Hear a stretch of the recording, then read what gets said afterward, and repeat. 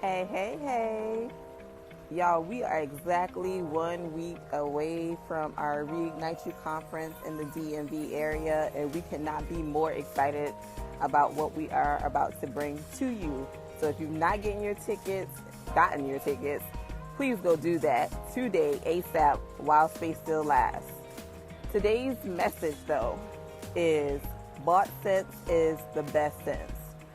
So that is another term coined by my grandfather, the late George C. Pringle, Bishop George C. Pringle, and it is something that we always say after we have gotten over a hump in our journey of this thing that we call life.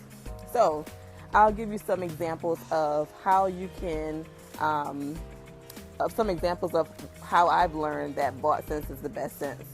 So even as recent as this weekend, we were out and about, and the wife wanted a smoothie.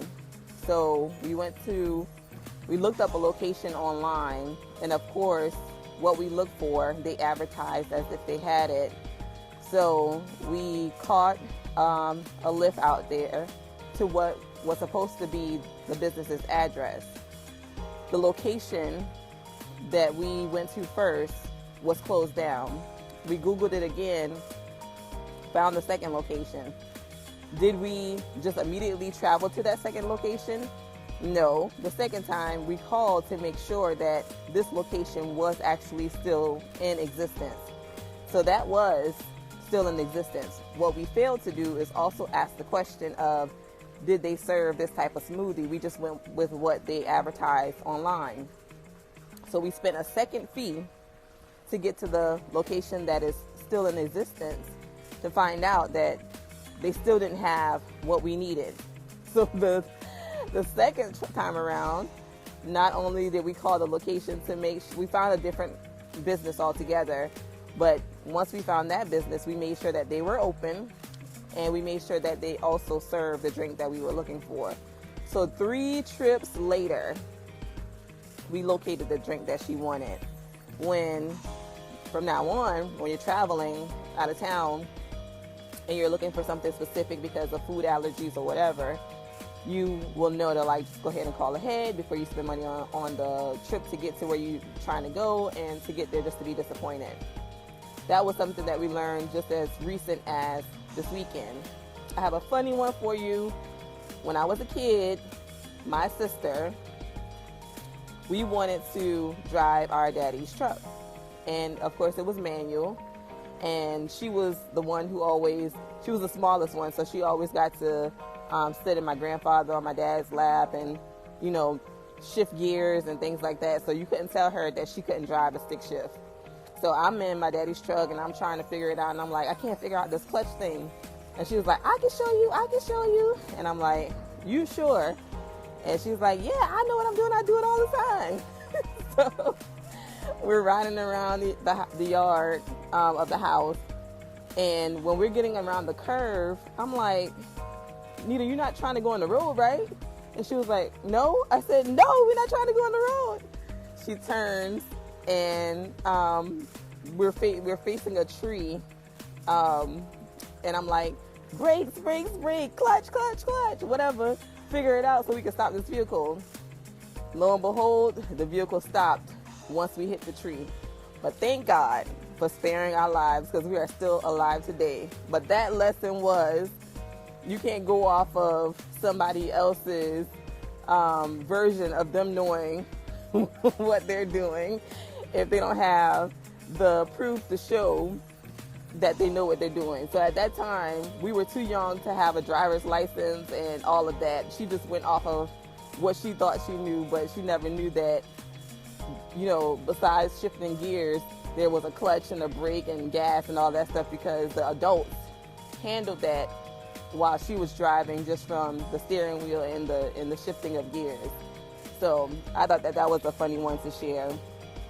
And a huge lesson that we've learned is in business, of course.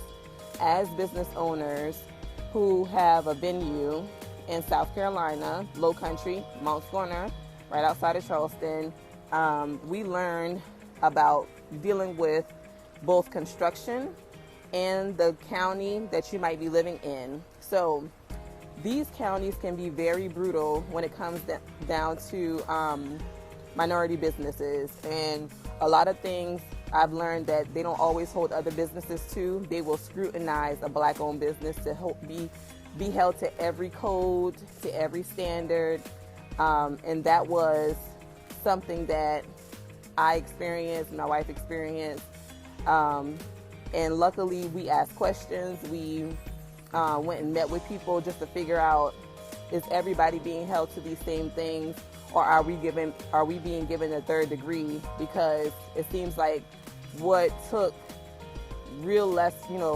time for other businesses to get in place, they were trying to like just extend the process, which when these counties extend the process of you getting into business, all the money that is being put out for contractors and all of that stuff, and you're unable to open your doors because you can't begin business until you pass different codes and things like that. So learning your county and city and whatever municipal area you might live in, learning what they look for is essential so that you don't pour more out while you're trying to prepare your business to open before you're able to like make any of that money back in return, because that can hurt a minority-owned business who might not have as much access to capital. So make sure you understand what you're required, what kind of business you're opening up, what the city, state, county, town, whatever area you live in might be holding you to, responsible for. Figure all of that out. Another thing on the contractor side, our contractor was someone that we thought was very reputable and had a business location, was able to look him up on Google, and after signing the contract with him, starting business with him, he ended up starting the job and then gave us excuses around like, it's COVID time, let's go ahead and get these materials ordered because it's taking longer for materials to arrive due to COVID. And so we trusted him. We gave him the money. It went from that to his workers not showing up and him being unable to find workers to do the job.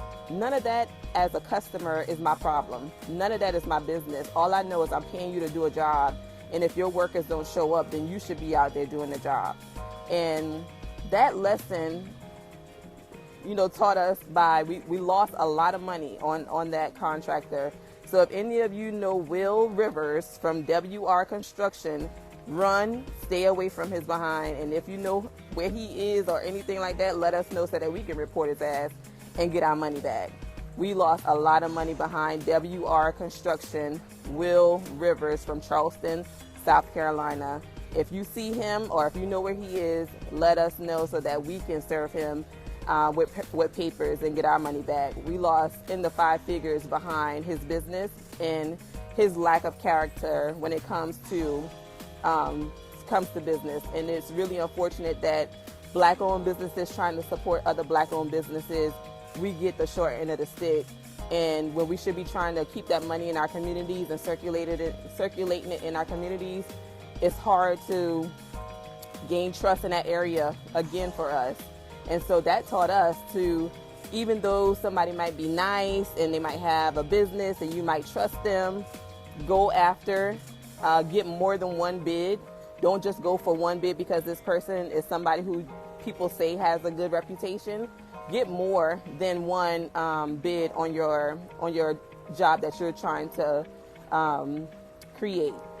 So those are some of my lessons, and I gave you one of personal, of leisure, and of business, and I'm sure that you can think of many other things where you've learned that bought sense because you wasted or you spent way more money than necessary learning something that if you did more footwork or just use more common sense, you could have saved money.